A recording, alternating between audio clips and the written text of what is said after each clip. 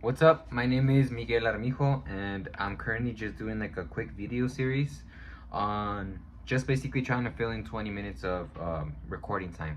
Just kind of getting used to being in front of the camera. So I'm gonna start like the little 20-minute timer on the tablet, and by the time those 20 minutes are up, I hope that I can either give you some insight or I can give you some advice that maybe I would give my younger self. But essentially, this is gonna be unfiltered. It's gonna be like unedited. So you're gonna see me stumble and you're gonna see me kind of try to grasp my words. And hopefully by the end of this video, there's gonna be a couple of golden nuggets for you guys to get. So if I was talking to my younger self, what I would tell you is focus primarily on yourself. And it sounds like very cliche advice. Like everybody's gonna tell you the same thing. Don't try to compare yourself to other people. Don't try to strive for what other people are striving for, and try to find yourself. But what I mean by that is not necessarily so much on just focusing yourself for the sake of keeping yourself sane mentally, but working on yourself to become a better version of yourself, like within the next 10 to 20 years. And you can take these videos as an example. Like I know they're not gonna be anything groundbreaking, or it's not gonna be like the best video on YouTube. And hopefully this isn't like where I've already peaked, and this is the best type of content that I'm gonna release. But I'm currently working on myself to get more comfortable, to be able to provide my audience, or provide YouTube better content overall. So with that, I need to sit down. I need to be able to talk comfortably to the camera before I can even think about learning about hooks or scripting my videos. So if you're young, and even if you don't have a lot of money, it doesn't really take a lot to actually give yourself like these slight advantages. And like I said, start working on yourself. Start making a list of what it is that you can start doing right now that is going to help you in the future. But what you can also do is look at the things that a lot of the people around you are kind of lacking in. I was talking to my wife the other day about the percentage of people that have gym memberships. And when I brought this statistic up, I wasn't necessarily referring to like the amount of active gym memberships. Like it's just the amount of people that went in and they got a membership, and even if they didn't use it, they were still within the consensus. And we were both pretty shocked to find out that only 15% of like the general population actually has an active gym membership. So if you think about it like in these terms, like just simply having the membership yourself already puts you ahead of 85% of the population. And there's a lot of these little things, like you might be coming up with a couple of excuses right now, like, oh yeah, well, I don't have $50 to spend on a gym membership. I mean, it can be as something as simple as a library card. And of course, there's always free avenues that you can approach these things. Like if you genuinely, like if you really don't have money to go to the gym, there's literally parks where you can either run, you can do calisthenics, you can borrow some weights from a relative. There's 100 different solutions if you really want it bad enough. But yeah, the point is to try to kind of like put yourself in the statistic of the 3%, or like of the minority. And you can do that by getting a gym membership, by getting a library card, and by basically just working on yourself on a day-to-day basis. And the reason I keep on bringing the library card so much is because, I mean, I've had a library card for years now, but every time that I go in, I'm actually very impressed like with the catalog that they have, because they do have a lot of good content and you can basically learn it. I mean, even with the internet itself, but going into the physical library and getting the physical books itself is just a very different experience. But I always find myself like very impressed with the amount of content that they actually have. So if you've already taken these steps, like you're already working on yourself, you're already looking at what you need to do on a day-to-day basis, all that you basically need to do at this point is to hone your craft. So let's say that if you were trying to get into coding, like it sounds like a very, very, very complex career field, but you can start getting a lot of books that are based off of this for free at the library. And even then, there's a lot of free courses. um, I'm still in the process of taking this photography course, so I kind of want to start getting into that. But basically everything that I've learned, like that has to do with video editing, that has to do with kind of like speaking to the camera, with everything that has to do with basically like anything that I'm trying to pursue. First, I've tried by learning it for free. So that's probably my biggest piece of advice. Like, you're probably gonna hear over and over again, like, the best investment you can make is on yourself. But most of the times, that investment doesn't require like money. Most of the time, that investment just implies time. So yeah. And maybe one other thing that's possibly holding us back, or that's possibly keeping us from being able to start taking these actions, is a lot of the limiting beliefs. Now, we tend to think that our beliefs are something that's fixed, or just something that's a fact, and that mostly stems from the fact that we've been living our entire lives with them. So if we've been living with something for our entire lives, then it's very difficult for us to let that go. Because once you start confronting the fact that maybe the reality that you're living in, or maybe the reality that you've been telling yourself is real, is somewhat skewed or influenced by other biases, then you kind of start to bump into a lot of existential crisis. Okay, so if I can't rely on my own judgment, then what can I rely on? So I actually got these terms, and I got this concept from a book. It's called Unlimited Power by Anthony Robbins. He's a motivational speaker. But he basically goes over the fact that a lot of our beliefs come from 5 different sources. Now, the first one is our environment.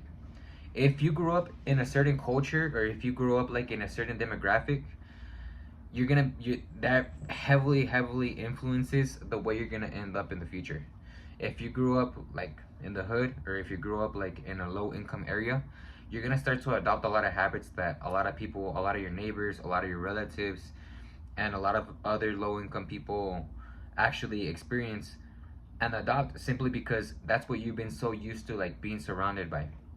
And of course, this all applies as well. Like, if you're in a high income area, you're gonna start dressing a certain way, you're gonna start taking actions a certain way, you're gonna start speaking a certain way. And just take into consideration that this may be one of the things that may be holding you back. Now, the second one is events. Now, it doesn't matter how small or large they may seem, but events usually tend to impact us a lot more. And because it's only for like a fraction of our lives, we don't give it that much thought. But this is where like a lot of traumas like end up like basically stemming.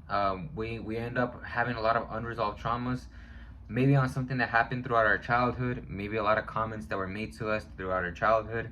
I'm pretty sure you can come up with a lot of different situations where you felt either really happy, or you it was probably one of the best days of your life, but at the same time there's a lot of other events where it basically marked the way you looked at your life, like for the rest of your life, or at least until now. The third one is our past results. So our past results, like what we've been seeing repetitively, is probably the hardest evidence you're gonna get. Simply because if you're, let's say you're playing baseball, if you've already kind of shown yourself that you can get home runs on a consistent basis, then it's not gonna seem too far-fetched for you to keep on achieving those home runs. Or the other example is also there. If you're constantly striking out, it's gonna be very difficult for you to break that habit pattern. Simply because, not that you're used to striking out and that you're striking out intentionally, but simply because your mind already kind of categorized you as the type of person that's gonna perform poorly in that sport. Now, on the fourth one, I do believe it's the fourth one. It's basically going over experiences that you kind of create in your mind. Now, this is where like the law of attraction usually comes into play. They tell you to visualize the future and to kind of see everything as if it was happening right now and producing the results that you want in the future today. So just to kind of like simplify this, it just basically means your imagination. If you want to get certain results, I'm going to use kind of like the analogy of the baseball again. If you want to start hitting those home runs, you have to visualize yourself in your imagination as vividly as possible, actually swinging the bat and hitting those home runs on a consistent basis. And that should basically kind of substitute or supplement a lot of the maybe the areas where you were kind of lacking in before. So once you get these four sources, like it starts to become pretty clear on how we become the type of people that we become. Now I'm kind of just going in circles at this moment, but I mean, I'm basically just trying to like tell you guys, like, your beliefs, yes, although they are very flexible, it doesn't define who you are. And in the book, they go over the 7 different beliefs that a lot of successful people tell themselves. And in the book, they actually call them the 7 lies that the most successful people tell themselves. And the reason they're lies is because we're just going back to that same concept again. It's not fixed. Just because you think it's real, it doesn't necessarily mean it's real, whether it's good or bad. So if you're going to lie to yourself regardless, why not lie to yourself in a way that's going to benefit you? So one of the lies that I can remember from off the top of my head, and right now, honestly, I'm trying to do this without notes, simply because, like I said, I'm trying to get used to talking in front of the camera. So one of the lies is basically believing that everything that happens to you is for a reason, or that it's for your own benefit. This is one of the biggest lies that a lot of the successful people will tell themselves, simply because there's really no downfall to it. Even if you fail, even if something doesn't go your way, and you're constantly telling yourself, oh, you know what, like, yeah, this didn't work out because there's something else better that's coming my way, then you begin to realize, like, okay, well, yeah, maybe this would be a little bit more of a better substitute, instead of believing that, yeah, nothing ever goes my way because of X, Y, or Z. The second lie, I'm trying to remember the second lie. Now, the second lie is the lie that they believe they can do anything.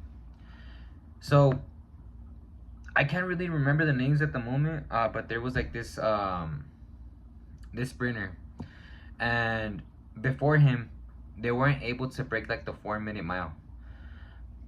And a lot of people actually, they had a lot of science backing up the fact that the 4-minute mile was physically impossible. Like, it was something that just wasn't gonna be able to be ever done.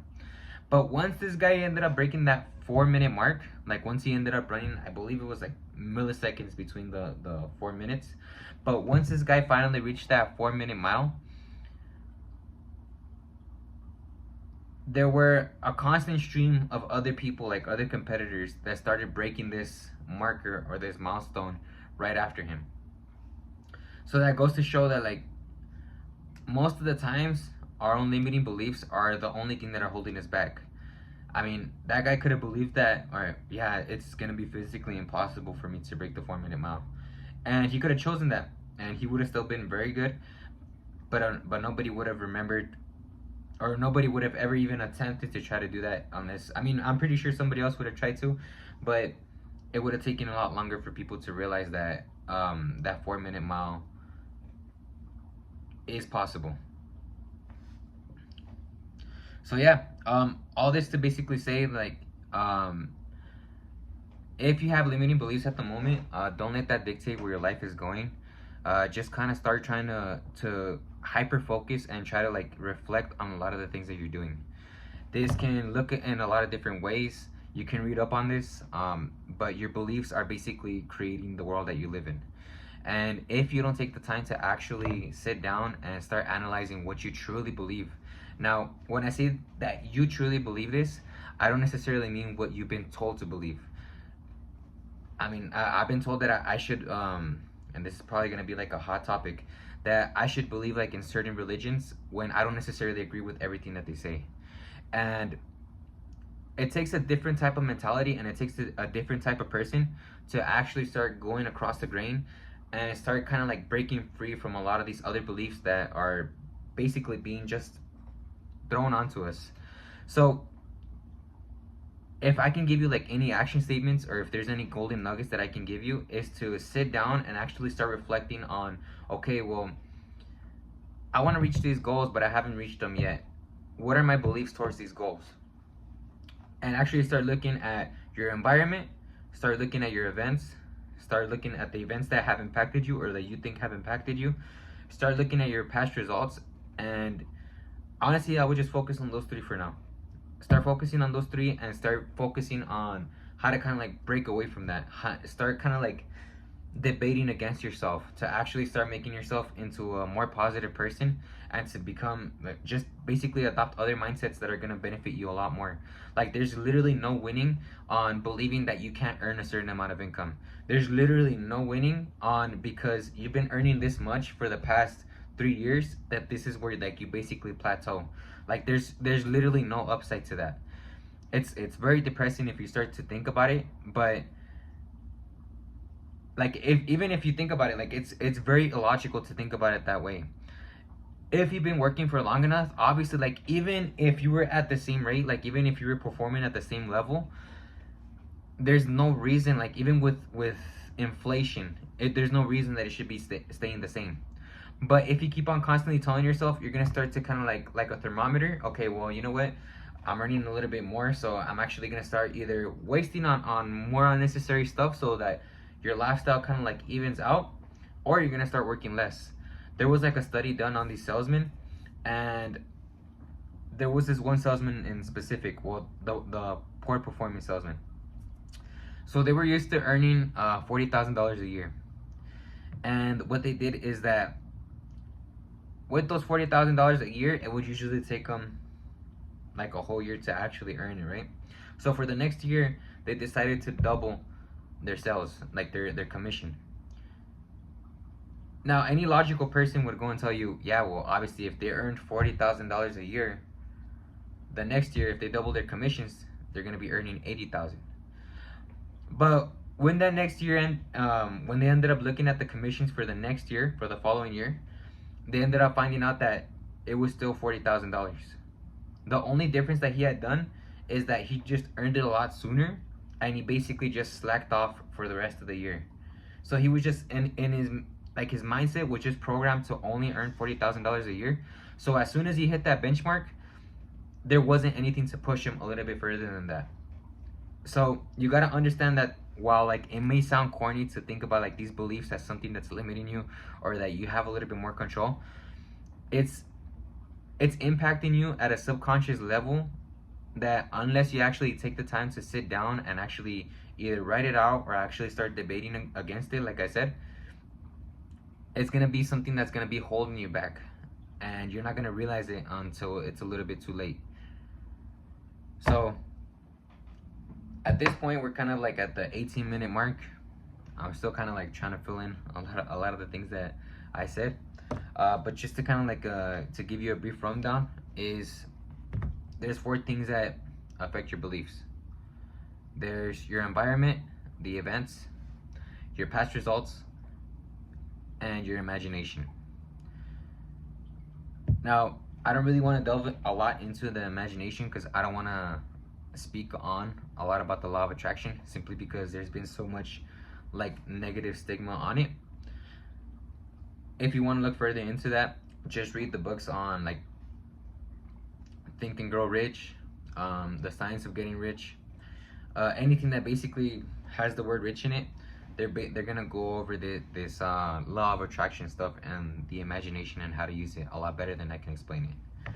But these 3 things are the 3 things that are affecting you the most, and your biggest task is to actually figure out ways on how to adopt a more positive mindset, how to basically erase the ones that are holding you back right now and start adopting the new ones. So this is day 2 of this series. My end goal is gonna be to at least do 100 days, and yeah, I hope that there were a couple of golden nuggets that you could have gotten out of this. I know I did ramble on a lot, But I'm gonna keep on working on this, simply to try to communicate a little bit better with you guys, and to basically give you the best value in a more condensed time in the future. So if you made it this far, thank you so much for watching. Please comment below if you have any tips, if you have any other topics that you want me to talk about in the next video. And it looks like that's my time.